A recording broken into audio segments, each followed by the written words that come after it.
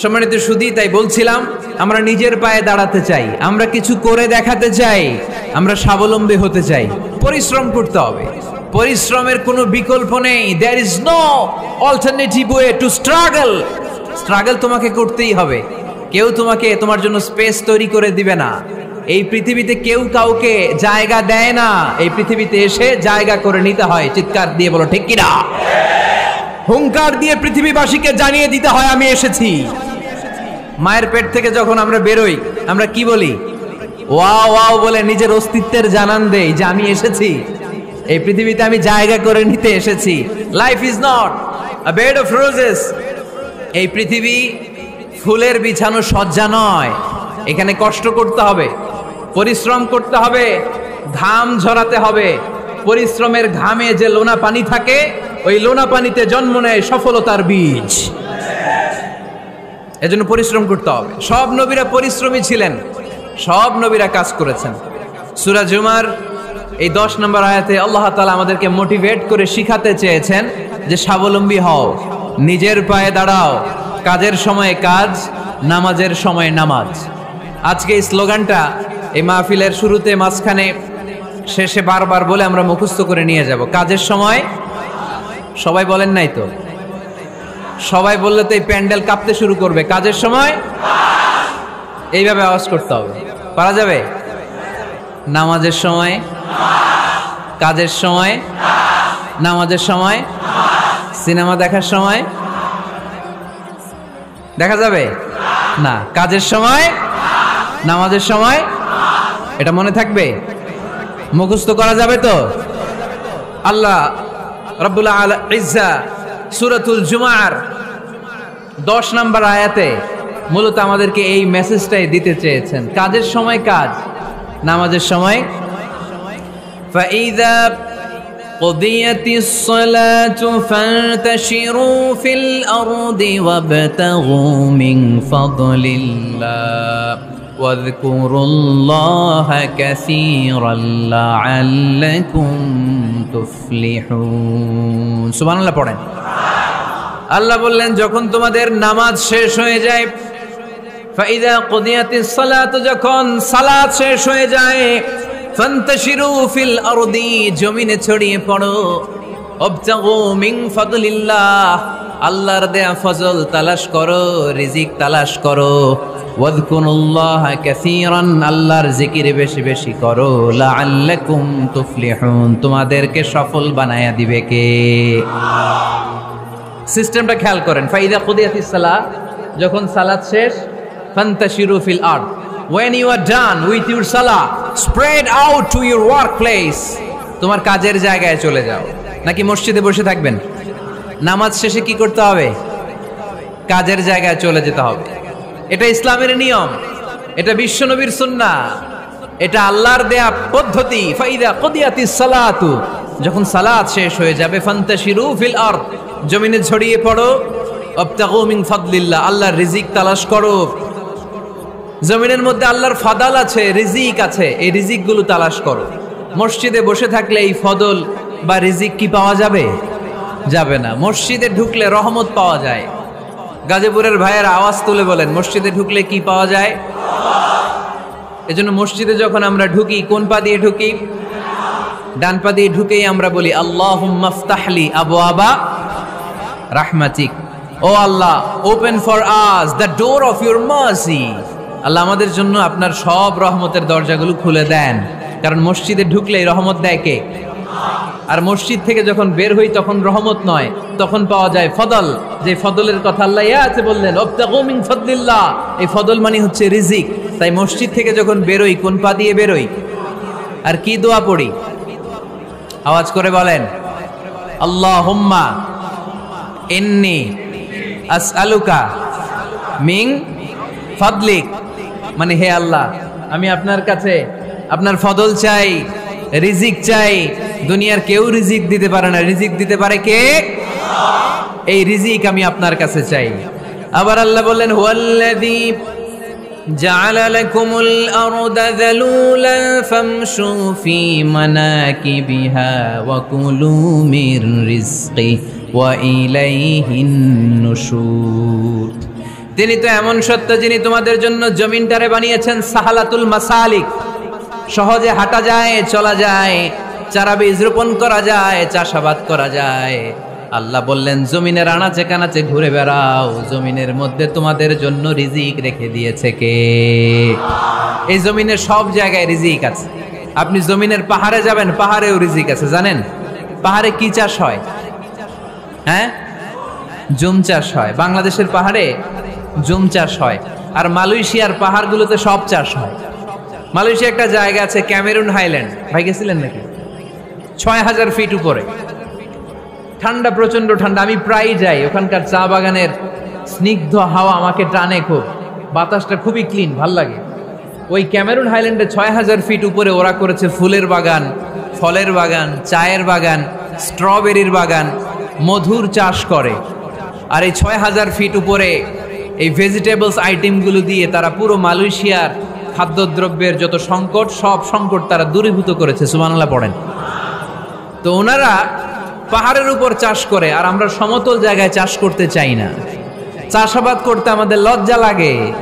কি লাগে? যুবক ভাইয়েরা, কাজে কোনো লজ্জা নেই। কাজে কি নেই? পরিশ্রমে লজ্জা নেই। লজ্জা হচ্ছে অলসতায়, লজ্জা হচ্ছে অকর্মণ্যতায়। আমরা কাজ করে খেতে চাই, পরিশ্রম করে খেতে চাই। রাজি আছো সবাই? এখন অনেকে রুফ গার্ডেনিং করে। রুফ গার্ডেনিং মানে ছাদের, বাসার ছাদের উপরে কি সুন্দর পেঁপে গাছ, আম গাছ। আমি নিজে দেখেছি, নিজেরা খায়, আশেপাশের প্রতিবেশীদের সবাইকে দেয়, বাজারে বিক্রিও করে। তার মানে আল্লাহ বোঝাতে চাইলেন নামাজের সময় মসজিদে চলে যাও। নামাজ যখন শেষ হয়ে যাবে, শিক্ষক চলে যাবে স্কুলে, কৃষক চলে যাবে ফসল খেতে, মেম্বার অব দ্য পার্লামেন্ট চলে যাবে সংসদ ভবনে, ব্যবসায়ীরা চলে যাবে শপিং মলে। ঠিক কি না? কাজে চলে যাও। ওমরে ফারুক নামাজের ইমামতি করিয়ে নামাজ শেষ করলেন, সবাই চলে গেল। ইয়ামান দেশ থেকে আসা কিছু লোক গোল হয়ে বসে আছে, জিকির আজকার করে, ইবাদত করে। এরা যায় না। এরা কি করে না? যায় না। আসরের নামাজে সাইয়েদনা ওমরে ফারুক রাদিয়াল্লাহু তাআলা আনহু নামাজের ইমামতি করলেন। নামাজ শেষ, সবাই চলে যায়, এরা যায় না। মাগরিবের নামাজের পরেও এরা যায় না। এশার সালাতের পরেও এরা যায় না। এশার পরে উনি ধরলেন, মা বালুকুম মা খাতবুকুম, হোয়াটস রং উইথ ইউ ম্যান? তোমাদের কি সমস্যা? জোহর, আসর, মাগরিব, এশা প্রত্যেক সালাতের পরে সবাই যার যার কাজে চলে যায়, তোমরা যে যাও না? বাড়ি কই? বলি ইয়ামান। তো বসে থাকো কেন? কি করো? কয় জিকির করি। কি করি? কি করি? জিকির আজকার করি, তাসবিহ তাহলিল পড়ি, ইবাদত করি। তো তোমরা যে যাও না, তোমাদের খাবার দেয় কে? খাবারের ব্যবস্থা হয় কোত্থেকে? তারা বলল, আমাদের জিকির দেখে, আমাদের বুজুর্গি দেখে আশেপাশের লোকেরা পাতিল ভরে খাবার নিয়ে আসে, ওই খাবার আমরা খাই। নাহনু আল মুতাওয়াক্কিলুনা আলাল্লাহ, আমরা আল্লাহর উপর তাওয়াক্কুল করে এখানে বসে থাকি। উমরে ফারুক বললেন, সর্বনাশ, তোমরা যদি মুতাওয়াক্কিলুনা আলাল্লাহ হও তাহলে কেমনে হবে? তোমরা তো মুতাওয়াক্কিলুনা আলাল্লাহ নাও, তোমরা হচ্ছে আল মুতাওয়াক্কিলুন বা'দুকুম আলা বা'দ, আল্লাহর উপর তাওয়াক্কুলকারী নয়।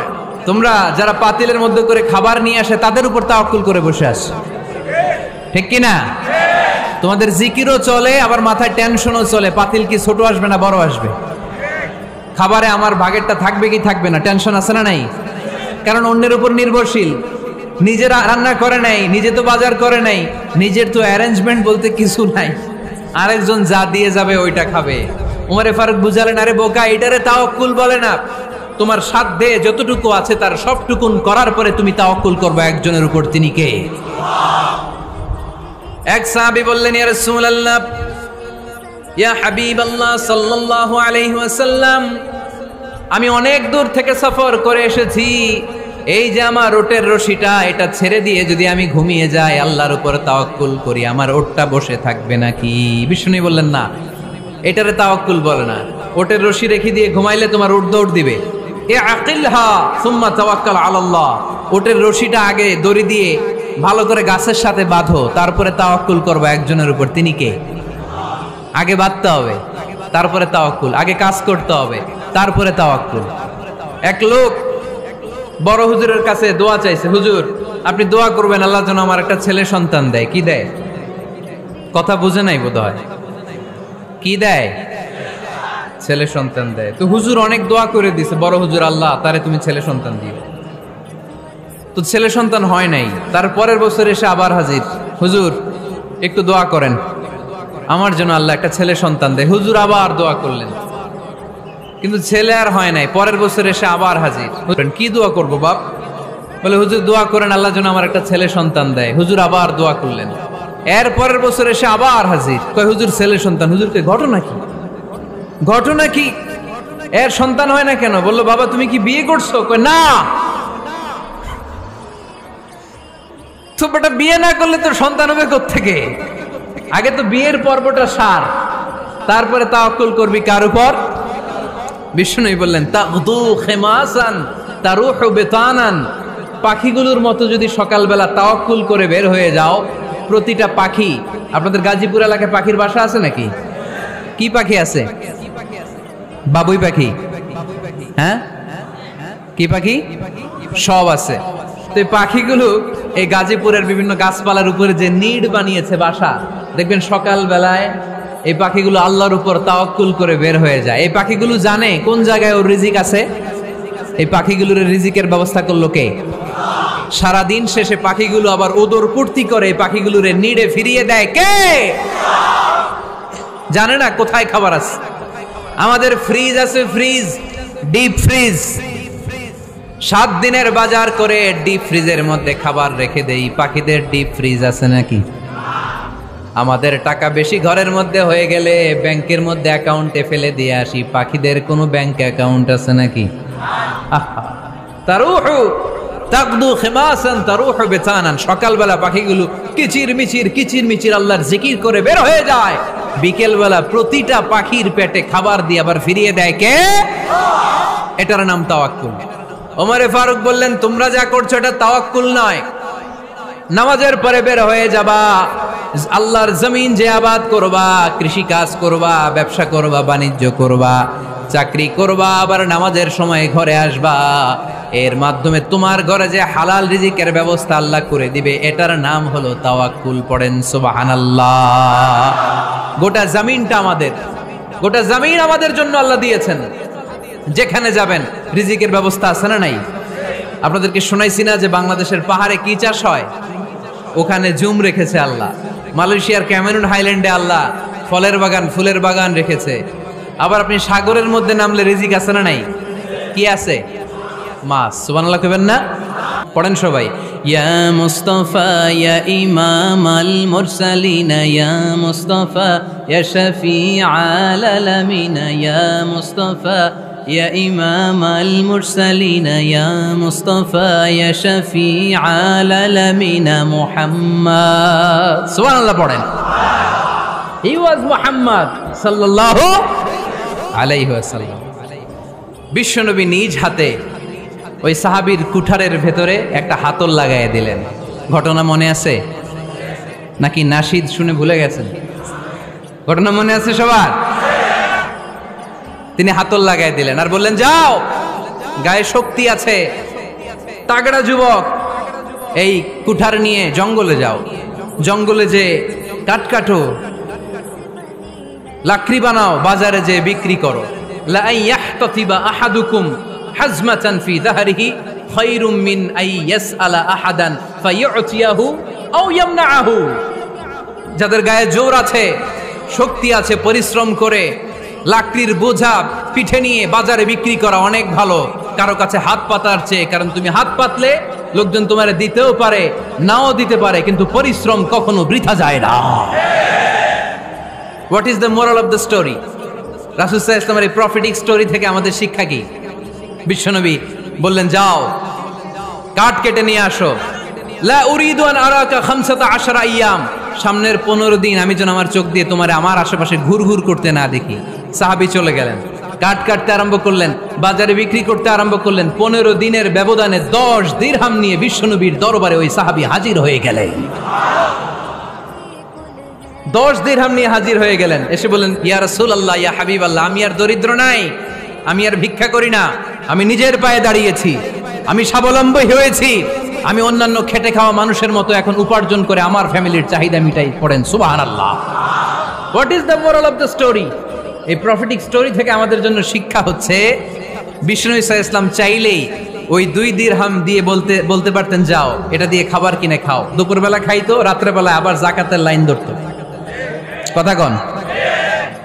তার মানে বিষ্ণু ঈসা ইসলাম কাজের প্রতি উৎসাহিত করেছেন। 2 নম্বর লেসন বা শিক্ষা হচ্ছে, বিশ্বনবী সাল্লাল্লাহু আলাইহি ওয়াসাল্লাম পার্মানেন্ট সলিউশন করে দিয়েছেন, স্থায়ী সমাধান। ঠিক কিনা?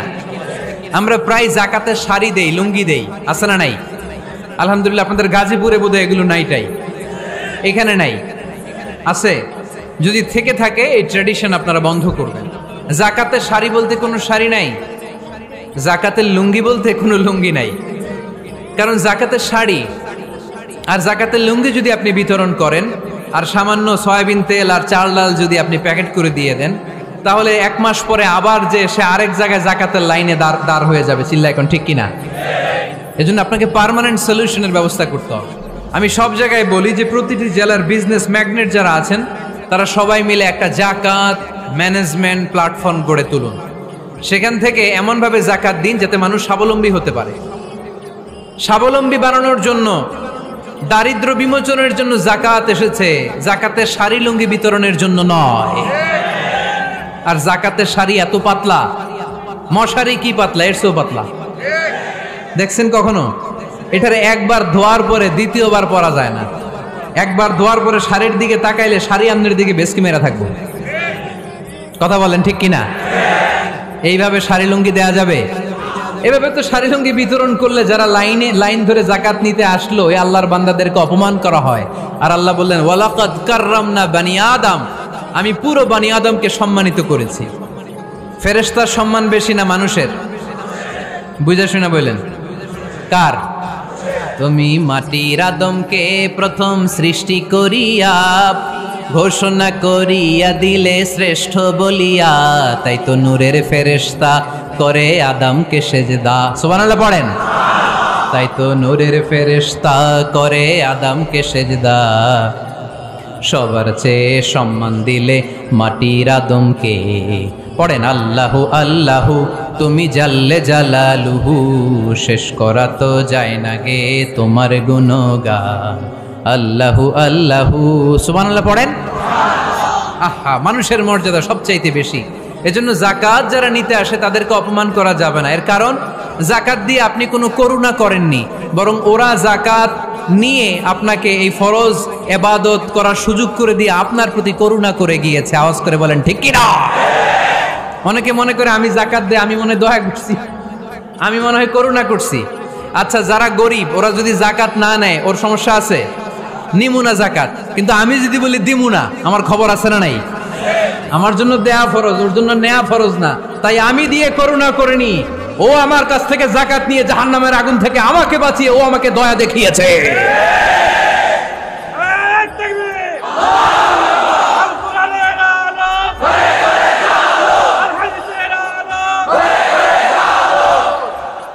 এজন্য জাকাত দারিদ্র বিমোচনের জন্য। কিভাবে জাকাত দিবেন? আপনি জাকাতের টাকা দিয়ে খেয়াল করবেন, একটু ক্রস চেক করে নিতে হবে, ডবল চেক করে নিতে হবে। যেই ফ্যামিলিতে জাকাত দিবেন কর্মক্ষম উপার্জনের মতো করতে পারে এরকম ছেলে আছে কিনা, থাকলে ওর একটা অটো রিক্সা কিনে দেন, সিএনজি কিনে দেন। ওই সিএনজি চালিয়ে ওর ফ্যামিলিটা দিব্যি চলে যাবে, ঠিক কিনা?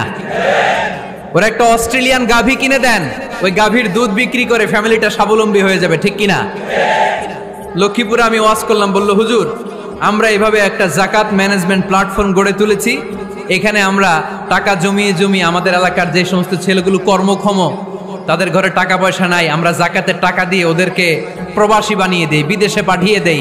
ওর কষ্ট অর্জিত সম্পদ দিয়ে ওর ফ্যামিলি এখন দেদারসে চলছে, কোনো জাকাতের লাইনে যে তারা নিজেদেরকে আর অপমান বোধ করছে না। এইভাবে জাকাত দিতে হবে। দিলটারে একটু খোলেন, হাতটারে একটু খোলেন, তাহলে হৃদয়টারে খুলে দিবে কে? দে জাকাত, দে জাকাত তোরা দে রে জাকাত, দে জাকাত, দে জাকাত তোরা দে রে জাকাত, তোর দিল খুলবে পরে